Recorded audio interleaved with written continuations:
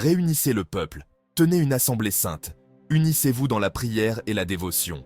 C'est un moment sacré où chacun est appelé à se rassembler, à se tourner vers Dieu avec un cœur ouvert et sincère.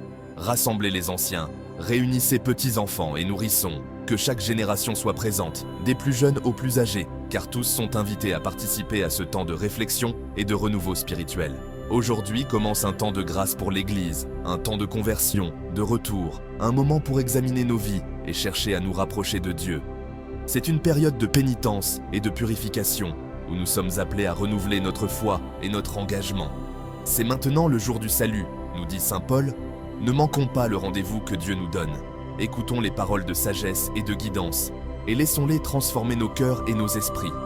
Que ce temps de carême soit une opportunité pour chacun de nous de grandir dans notre foi et notre amour pour Dieu et les autres. Nous nous sommes rassemblés, conscients de notre misère, pour marquer notre désir et notre volonté de revenir de tout notre cœur, au Père, au Fils et au Saint-Esprit. Aujourd'hui, nous entrons dans le carême, la grande saison pénitentielle de l'année de l'Église, en préparation de la mort et de la résurrection du Christ pour le salut de chacun de nous. C'est un temps de réflexion profonde, de prière et de jeûne, où les fidèles sont invités à se rapprocher de Dieu. Le carême commence avec le mercredi des cendres, où les cendres sont imposées sur le front en signe de repentance. Pendant ces 40 jours, nous sommes appelés à renouveler notre foi, à pratiquer la charité et à nous détacher des biens matériels pour mieux comprendre le sacrifice du Christ. Que ce temps de carême soit pour chacun de nous une période de renouveau spirituel et de croissance intérieure. Les lectures d'aujourd'hui parlent de repentance, de jeûne, de préparation. Nous sommes appelés à nous préparer à la gloire de la résurrection et à notre salut par la prière, le jeûne et l'aumône. Dans l'Évangile, on nous dit que ce que nous faisons doit être fait tranquillement et sans attirer l'attention sur nous, car cela ne signifie rien aux yeux de Dieu.